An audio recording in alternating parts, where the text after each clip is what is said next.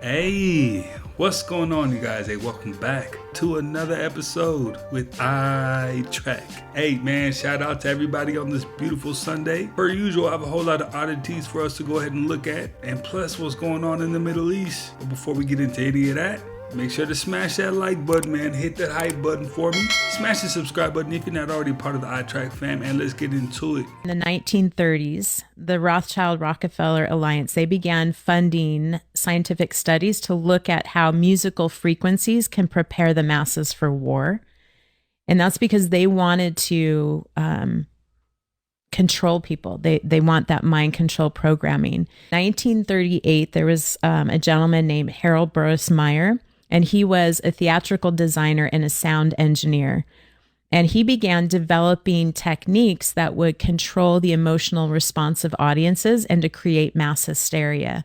And so from there, you have this, this Rockefeller-Rothschild alliance. What they were doing is not only were they looking at ways to steer the masses, but they wanted to change the standard tuning of A to 440 hertz. Now, we're all aware that music affects our emotions, but to use it for evil, definitely not a new conspiracy. I'm pretty sure everybody's aware of that character. I think his name is the Polly Piper. Now, they say he was using a musical flute to manipulate, and there's also a conspiracy, which might not be a conspiracy, that says urban hip-hop music is filling up the prison systems. So there's definitely a lot of talk about how music is being used. Iran's entire top leadership has been eliminated, with the remaining forces reportedly reaching out to the US to give us this odd request. Both the President of the United States and the Prime Minister of Israel have officially confirmed that not only has Iran's supreme leader Ayatollah Ali Khamenei, who has ruled over the country's theocratic government for 36 years, been eliminated during the US strikes, but also that the top commanders of the Iranian Revolutionary Guard Corps, their broader military leadership, and even their police captains have all been taken out, with Trump claiming that this is the result of months of extensive intelligence work done by the CIA in coordination with Israel to closely track and tag every leader in Iran with any meaningful decision-making power. As a result, Trump is now urging Iranian citizens to take over, with him revealing that the remaining lower-level commanders, along with the regular troops, have been voluntarily reaching out in large numbers to the US government, asking for immunity in return for surrendering. Seriously ride a bike? I do ride a bike, and I get out so early sometimes. I walk or I ride a bike, and I get out so early that I'm sometimes it's just me and the homeless people in Beverly Hills. And, That's it. The other day I walked, this guy came up to me and he said, "Hey, you're Jim Carrey, aren't you?" And I said, "Yes, I am." And he said, "Got a new movie coming out, I heard." And I said, "Yes, I do." And he said, "Well, enjoy it, because the world's going to end in 2026. 2026. Try to get your kicks." Yeah. How random is that they could pull up a clip like that 6 years later, and it's looking pretty ugly in just the first 2 months of 2026. Here's all the evidence we have to confirm that Jim Carrey has been cloned in less than 1 minute. Alright, so to start off, here's what Jim Carrey looked like a year ago, and here's what he actually looks like now. Definitely a very noticeable difference, and many say he is looking completely unrecognizable. Next, as you can see all the way up at the top, Jim Carrey's eye color has been brown literally his entire life, and while the other day when he was spotted on an award show, his eye color was actually light green. Jim Carrey has also had the same signature for literally his entire life, and when he was at that same exact award show the other day, he ended up signing some things for some fans, and his signature completely changed. And then finally, at that same exact award show a few days ago, Jim Carrey literally straight up said that he was dead during an interview, and then also said that his favorite funny face to wear is the face that he is wearing right now. That is all the evidence I could share in this video in less than 1 minute, but trust me, there is many, many more, which is just pretty crazy to think about. So do you think that Jim Carrey is actually cloned or not? Let me know, and I'm curious to know your thoughts about all of this. Jim Carrey's introduction to the industry was his face. I just don't see how that could be any kind of bot surgery. The whole clone conspiracy theory is definitely hovering over the situation. I don't exist, so they're all characters that I played. Jim Carrey hasn't been replaced. He just had a botched plastic surgery. Some even speculate he's been replaced by Val Kilmer, who passed away in 2025. These rumors sparked widespread attention. Jim Carrey, renowned for his exaggerated facial expressions and expressive body language, has delivered countless visual delights to audiences. However, his recent public appearances have shown somewhat stiff facial expressions, lacking his former liveliness, fueling speculation about his potential replacement. In reality, Jim Carrey's facial changes stem from cosmetic surgery that has affected the flexibility of his facial muscles. At 64 years old, he has appeared in few film or television projects in recent years, focusing instead on public appearances and talk show interviews. Perhaps he no longer requires such expressive facial movements, instead seeking to address the effects of aging. Regardless, he remains the actor who has brought us countless laughs and heartfelt moments. Plastic surgery may alter his appearance, but it cannot diminish his innate charm as a performer. Orb UFOs are being seen off the coast of Iran and inland as well. Check this out. Since the conflict began, orb UFOs have been reported and it's only increasing from the oceans and inland. And here's one instance here. Now, Chris Bledsoe, a little while ago, said that he had a visitation or a premonition that when the war began between Israel and Iran, missiles were exchanged, orbs will be seen all over the place, right? Check this out. One thing she told me was, when you see Iran and Israel exchanging missiles, and I saw it, the way she tells me is a vision of, I see it like a living picture screen. I could see the rockets flying. Then all of a sudden, orbs appeared out of the ocean and everywhere. And I told the government, if this happens, the orbs are going to appear and wake people up and stop it. That's what she told me. Now, as this conflict evolves, is this an actual premonition? Is this something that's actually going to happen? And there's also reports happening from within Tel Aviv in Israel of strange stuff happening in the skies during missile interceptions and things of that nature. So it's a very strange coincidence. Chris Bledsoe has had some pretty wild premonitions and predictions that he's saying. Also with the one coming up in Easter with the Sphinx's gaze on the Red Star Regulus as well. So there's a lot of things that seem to be kind of making a little bit of sense, mate. It's all a little bit crazy right now, people. Montana Tech is now offering one of the only university courses in America dedicated entirely to UFOs. TV news station KXLF said the class launched last year at the Butte, Montana campus. It's taught by Dr. Michael Masters, who has written extensively about the phenomenon. It's an anthropology class that studies the history and science behind the UFO phenomenon. In class, students examine government reports, historical encounters, and recent whistleblower testimony given under oath before Congress, including claims of government programs, recovered UFO craft, and even alien bodies. The class makes Montana Tech now part of a very small group of universities offering such a class. It almost seems like universities, or any college for that fact of the matter, should be focused on AI-proof jobs. Any kind of information that's going to help you not get replaced, they might want to focus on that, because UFOs, DARPA and the government, I think they got that covered. Today, the exiled Crown Prince of Iran called on the country's military and security forces to abandon the regime amid U.S. and Israeli strikes. Break. Both the Canadian Prime Minister and the Australian Prime Minister issued statements supporting U.S. and Israeli military operations against Iran. Break. OpenAI has struck a deal with the Pentagon to deploy its AI tools on the military's classified systems. Break. The DOJ is charging 30 more people in connection with the anti-ICE church incident in Minnesota last month. Ever since the United States attacked Iran and took out their supreme leader, Dubai has literally been falling apart. You see, because America is so far away, there is absolutely no way that Iran's missiles could ever reach us, so they decided that the next best thing would be to attack every single airbase in the Middle East, including in Dubai. So even though it's supposed to be the safest city in the world, the TikToks that people are posting are absolutely horrifying, considering the entire city is basically on fire to the point where even the airport had to shut down. Like, they even tried to attack the Burj Khalifa, which is the largest building in the world, but thankfully it was intercepted at the very last second. And let's not forget how they attacked the only 7-star hotel in the world. Like, rooms here are supposed to cost over $2,000 a night, and now the lobby is being evacuated as people are fearing for their lives. But it's not only the people who live in Dubai that are in trouble, because people who are literally on a flight there are getting totally screwed over. Like, airlines are getting turned around mid-flight because it's not safe to go there. Can you imagine taking a 16-hour flight from California to Dubai and halfway through you have to go all the way back? I guess the only good news is that the airlines are allegedly issuing bank refunds, which is honestly very surprising to hear nowadays. This might just be Dubai's wake-up call. They're spending tons of money on tourist attractions, but they might need to spend a ton more on military defense and things like that right about now. What's going to happen to oil and gas prices? Yeah, so we've been looking into this, and essentially, you know that the oil is traded on a global market. Because oil trades on that market, any disruption to the supply can spike oil prices worldwide. Now, the bigger concern may be access to the Strait of Hormuz, a key area used to carry roughly 20% of the world's oil. How these oil markets react will depend on how long this conflict lasts. Bottom line, Tony, if crude oil jumps significantly, drivers in the U.S. could see prices go up within a matter of days. We'll be monitoring it closely. Tarika, thank you very much. Appreciate it. I don't want to be here for this, but here we are. This is Tammy, who is getting home from a friend's house when she catches an encounter on camera that no one is believing. She's now giving us another video, not zoomed in. Look at this light. I'm going to start it over. This is the light we all need to be keeping our little eyeballs on. And I'm going to apologize in advance because Tammy gets out of her car and then it sounds like this light thing talks to her.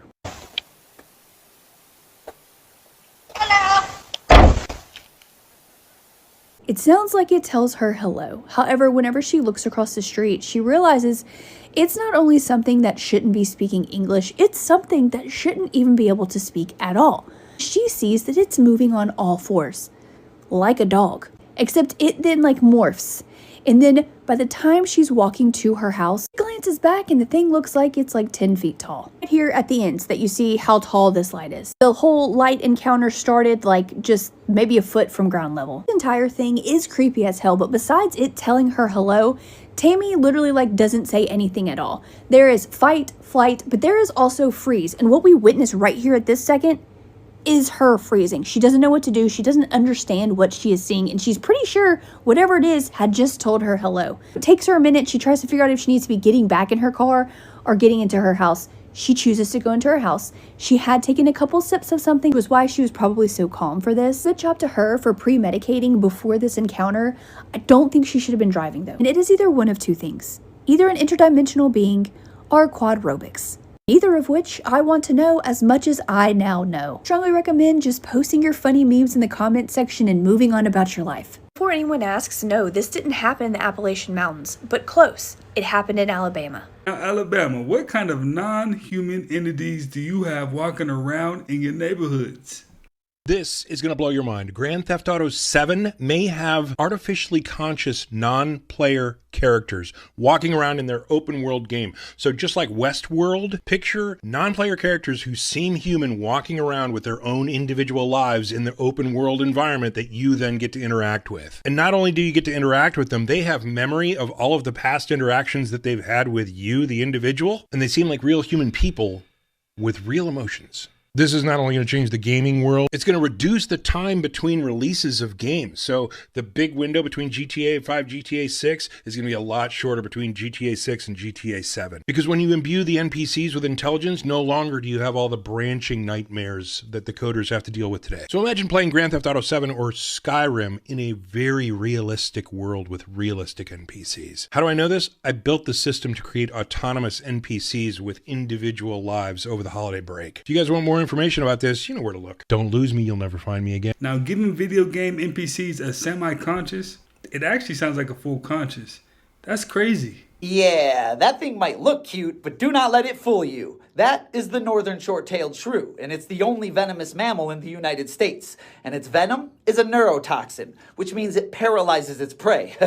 Oh, and they also don't have fangs to inject the venom. Instead, they just chew it into their prey using their 32 razor-sharp teeth that are coated in iron. Let that sink in. But the scariest thing about them is the fact that they have a really fast metabolism. So they have to eat every couple hours, otherwise they'll starve. And they know that. So they've developed a strategy. What they do is bite every creature they can find, paralyze it, and throw it into a pile of food reserve. In other words, they literally stack up bodies. And these bodies are still alive, so they stay fresh.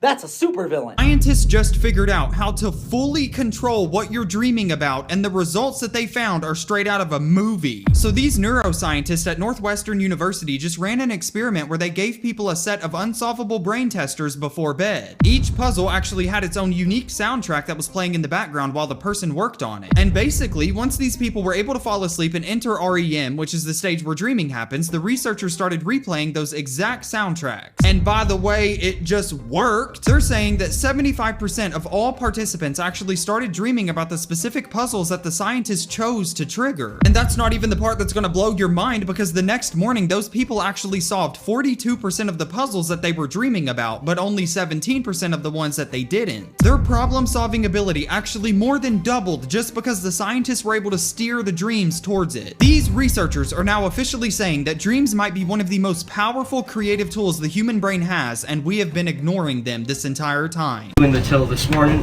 look at that. Oh, what? Right there. No, wait, it gets better. It gets better. That's not it. It gets better. Look up here. What is that? Right there. Oh! Yeah. What? Are you serious, bro? Yeah. Remember the bar this morning, Susie? Yes. I showed you that demon rabbit from hell? No, wait. Look. Is that a face right there, guys? No, look. Oh my God, it just moved. It just moved. It's literally... Watch it. Get your eyes on it. See? See? I told you. Dude, that's scary. I know, It's literally right? gone. I think it's pretty cool, actually.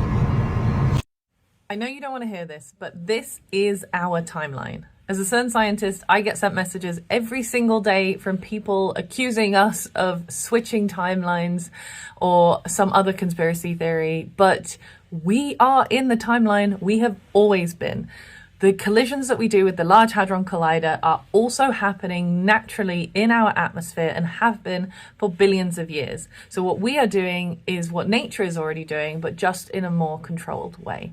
And I know that some people are just trolling, but also I can empathize with the wish that there is some other better timeline out there and we could just, if only, switch to it.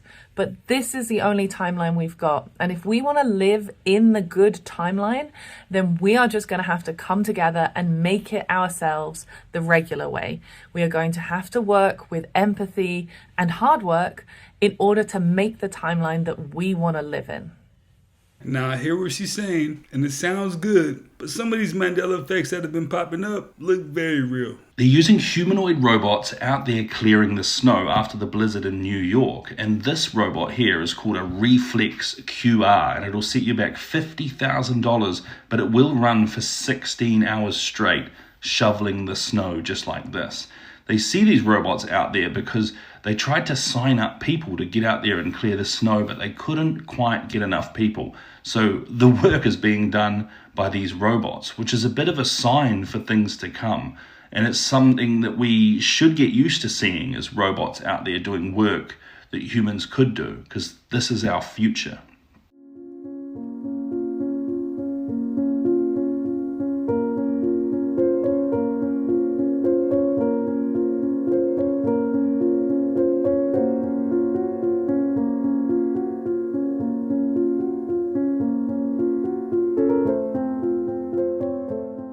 The next big thing Apple's working on is kind of scary. Apple quietly acquired an Israeli AI startup that can listen to silent speech. But what does that even mean? The obvious surface level thing it unlocks is Apple will be able to listen to whispered speech. This tech will drastically improve Siri and other listening interactions, but that alone doesn't justify the $2 billion purchase, which was Apple's second largest acquisition ever. The tech they're actually pursuing is a lot more interesting and a lot more scary for our privacy. This is a pretty cool thing that happens scientifically. When you think in speech or have an internal dialogue, your face, your jaw actually starts to make involuntary micro movements, and this technology can decipher that silent speech. It's already being used today in very experimental applications. There's tech that allows people who are disabled to type with just their thoughts. NASA actually built tech that allows astronauts to communicate in situations where traditional microphones fail. But here's where things start to get a little scary. Israel is already examining this for military applications. It unlocks the ability for their soldiers to communicate silently, but also one day the ability to read someone's thoughts.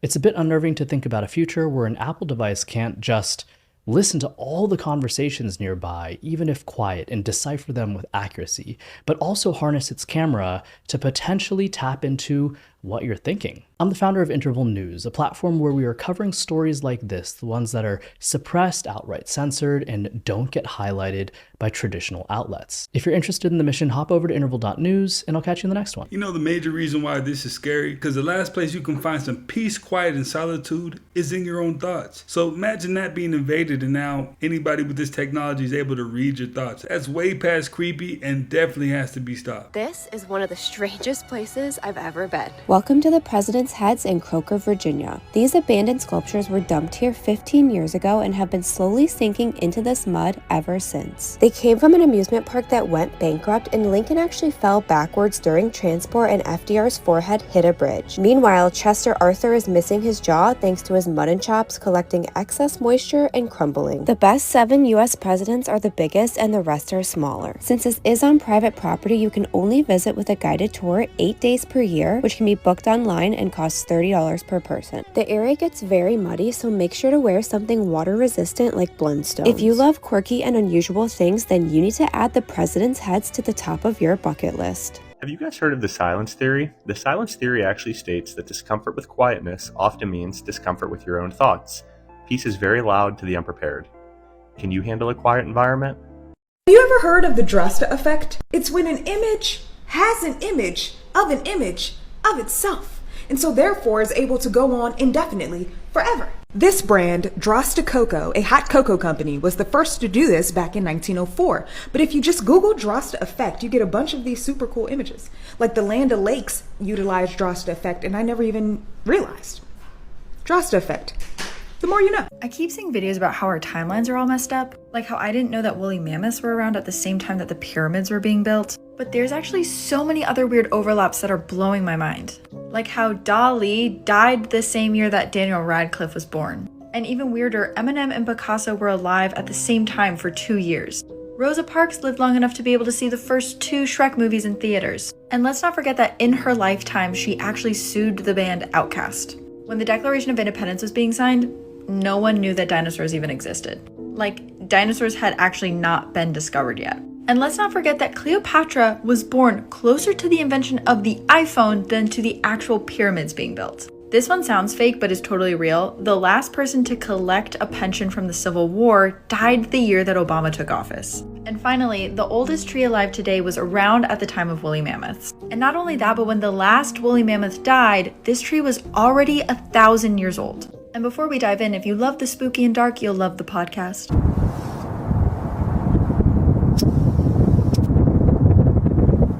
They're using AI to slip adverts into shows that you're already watching and you wouldn't even know. The actors in the show will do the adverts unknowingly. Check this out. Look, this is Suits.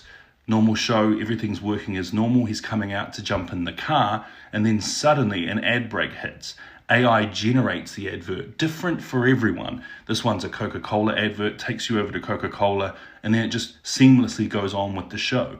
The actors themselves in the shows are going to be the people presenting the products that the advertisers want. Every person gets a different advert depending on their own selected advertising. Old shows like Friends, an ad break shows up. Suddenly, Joey reaches down and grabs a Beats by Dre headphones, and then you can go over and click on it. They're seamlessly adding these products in and even having the actors showcase them, and they don't need to bring the actors in. It's just going to be seamless. I asked you what the most common job serial killers have, what would you say? I feel like most people would say something like a mortician, someone who works in a slaughterhouse, basically someone who works in the most morbid, dark places. But what if I told you that the answer was a lot closer than you think, and it's a job that you see almost nearly every day? A truck driver. A former FBI director actually wrote a book about this, and his argument is that serial killers are genuinely drawn to this job because it allows them to commit crimes and never ever get caught. Robert Ben Rose, aka the truck stop killer, is a perfect example of this. This man drove the highways of America for almost 20 years, kidnapping, harming, and unaliving women, and nobody had any idea. He had converted his sleeper cabin into a literal torture chamber. He had chains bolted to the walls with shackles, handcuffs, and a briefcase full of tools that an FBI agent later described as one of the most refined rape kits he had ever seen in his entire career. He would pick up hitchhikers, runaways, drifters, basically anybody who was just trying to get from one place to another. And once they fell asleep in that passenger seat, that was it. And the only reason we know his name today is because on April 1st, 1990, an Arizona state trooper was driving alongside Interstate 10 when he spotted a semi-truck parked on the side of the road with his hazard lights flashing. And something about it just didn't sit right with him. So he pulled over, walked up to the truck, and when he looked through that window, he saw a woman inside, naked, handcuffed, and screaming at the top of her lungs. So imagine how much longer he would have continued to do this had that trooper not been there at that exact moment. It's argued that there are over 850 unsolved murders along America's freeways that investigators believe were most likely committed by truckers. And the reason why a lot of serial killers choose trucking is because they could essentially weaponize the gaps between police jurisdictions. Like a trucker could grab a victim in Texas, unalive them in New Mexico, and dump their body in Arizona. Now you have 3 completely separate police agencies in 3 completely separate states, each holding a different piece of the same puzzle. And here's the problem. Those agencies aren't automatically talking to each other. It takes a very long time for them to even share information between them. So while law enforcement in all 3 states are slowly trying to figure out what happened, that truck driver has already crossed 2 more state lines and is sitting at a truck stop eating breakfast like nothing ever happened. Hey, if that isn't the epitome of stranger danger, I don't know what is. The United States is the only country that wouldn't be completely destroyed, or even mostly destroyed, in a nuclear war, and that's what terrifies Russia and China. Ever since nuclear bombs were developed by the United States and then copied by the Soviet Union, there was this threat of mutually assured destruction. We can't go to war because if we go nuclear, then there's nothing left of either country. But that's not really the case anymore with America. The United States has the most advanced and comprehensive missile defense system in the world. Russia and China have nothing close to it. Ballistic missiles have 3 phases in their trajectory, and we are going to focus on the missile systems that intercept at these 2 phases. The mid-course phase is when the missile burns out, reaches its peak, and then starts arcing downward towards its target still in space. And the 2 systems we have for the mid-course phase are ground-based mid-course missile defense systems and sea-based mid-course missile defense systems known as the Aegis. We also have 2 systems to take out the terminal phase of ballistic missiles. One of them is called THAAD, or Terminal High Altitude Area Defense, in which the missile is shot down in the terminal phase while it is still in space. Then, of course, the Patriot system, which hits the missile in the terminal phase once it re-enters the Earth's atmosphere. And I'm sure some people are thinking, what if our enemies launch a bunch of dud missiles and put a few nuclear warheads in there? Well, the United States has between 2,000 to 4,000 interceptor missiles just in case something like that happens. If 100 ballistic missiles are headed towards the United States, we are most likely sending 300 or 400 interceptors to get rid of them. So far, at least with the ground-based missile defense system, they have had 12 successful intercepts in 21 situations, which means if any country is crazy enough to launch a barrage of nuclear missiles at the United States, there's not even a 50% chance that those missiles will hit, but there would be a 99 to 100% chance that the American response would definitely hit, and there would be nothing left. We don't just have Minuteman missiles that we would launch from the United States. We also have Ohio-class submarines, which can host over 150 nuclear warheads, making each of these submarines, about 14 of them, the 7th largest nuclear power on the planet individually. And the thing is, nobody knows where they are. So let's just say that on the off chance China launches a nuclear missile at the United States, there would most likely already be an Ohio-class submarine right off the coast. The US would have half an hour to enact countermeasures, and China would have about 60 seconds. Well, what if these countries launch hypersonic missiles? Good luck launching a missile 10,000 miles away at that speed and getting even within 2 miles of your target. So while America would 100% hit their target with nukes, that wouldn't be the case over here. Maybe that hypersonic missile hits farmland instead of a crucial nerve center. It's not a fair or even exchange at all. All of that wrapped up, along with the denial of mutually assured destruction, is enough to keep both of our rivals and enemies scared. Thanks for watching. Now that does make things just a bit clear, and now you kind of understand why war is always chess and not checkers. If you drink seawater. At first, it just tastes salty. But within minutes, the high salt concentration starts pulling water out of your cells. Not into you, out of you. Your body becomes even more dehydrated. Your kidneys work overtime trying to remove the excess salt. And here's the twist. The more seawater you drink, the thirstier you get. Your body literally loses water faster than it gains it. In extreme cases, it can lead to confusion, muscle cramps, even organ stress. Seawater looks like survival, but it does the opposite. Would you ever risk it? Follow for more. Algae is the most alkaline food in the world. It is the most nutrient-dense food in the world. We have a quote from NASA that says 1 gram of algae has the same nutrition as 1,000 grams of vegetables, so 1 to 1,000. It's also the most studied food in the world. It comes in these little tiny tablets, are about the size of a baby aspirin. In seconds, if you can drink water, you can get all the nutrition that you need for your health, for your longevity, to protect you from every single chronic illness in the world. And honestly, your life will transform before your very eyes. Names of things you didn't know had names. A nurdle, a small amount of toothpaste on a brush. A tittle, the dot over an I or J. A zarf, the cardboard sleeve around your coffee cup. Grommet, the little metal circles on jeans. Flossinosinylipilification, the act of calling something worthless. Collywobbles, the feeling of nervous stomach butterfly. 99.9% of people had no clue that you would call that drop of toothpaste on your toothbrush a nurdle. Fun fact of the day. In the 2001 film Monsters, Inc., the character Sully was animated with 2,320,413 individually simulated hairs, and each frame including him took 11 to 12 hours to render. Most scenes in the film were limited to only one hairy character per frame because having multiple would have crashed the computers. Due to technological improvements, Sully was able to have over twice as many hairs in the 2013 follow-up film, Monsters University.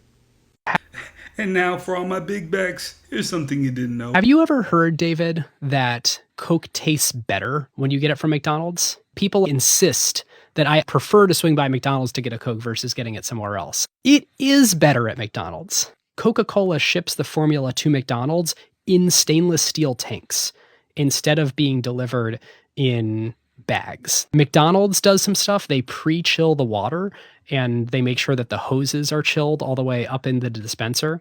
McDonald's apparently actually has a different syrup to water ratio that accounts for ice melt.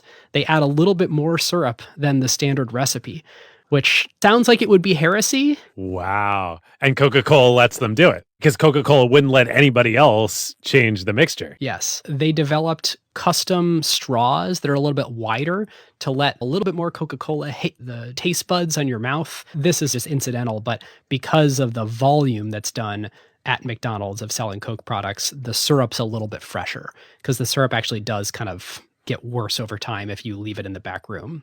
Well, it is a beautiful partnership for both sides, shall we say.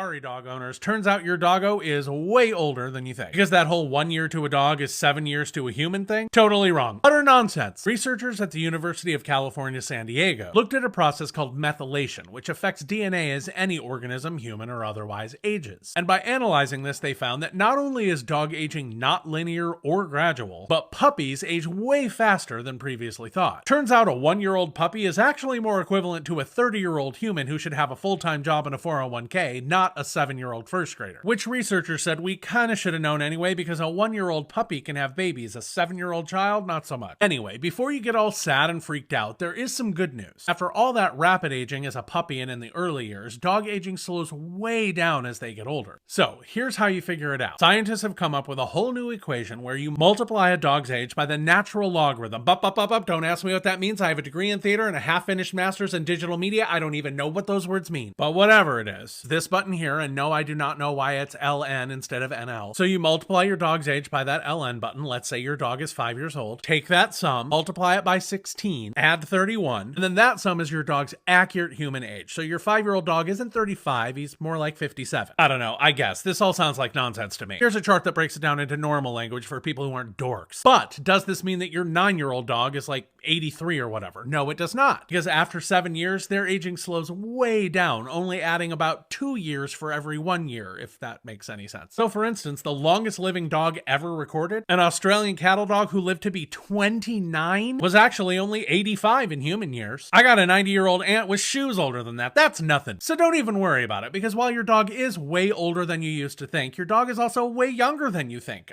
I think. I am very bad at math. Now that sounds more like it, because the old math made it sound like a 10-year-old dog in human years was like 70 years old in dog years. Aegis yawning only works with people you care about. Psychopaths don't catch yawns, and researchers use this to build an empathy test you can run on anyone without them knowing. Studies on yawn contagion found that the closer the emotional bond, the faster and more reliably the yawn transfers. Acquaintances are faster. Family and close friends are nearly instant. People with clinically low empathy scores, nothing. The yawn doesn't cross. Your brain mirrors the yawn through the same neural networks that mirror emotions. When someone you love yawns, your mirror neurons fire a copy of the motor pattern because your system is tracking their internal state. When a stranger yawns, the signal is weaker. When someone with no empathetic connection yawns, your brain doesn't even bother copying it. Next time someone doesn't catch your yawn, don't take it personally, but do take notes. The neural reset protocol strengthens the neural systems that drive empathetic connection. Tap the link in my profile. What they do, and they can do this during an abduction, during a near-death experience, all kinds of other things. Here's how they do it during an abduction. A man will be taken on board a ship during an abduction. His body will be put into a coma.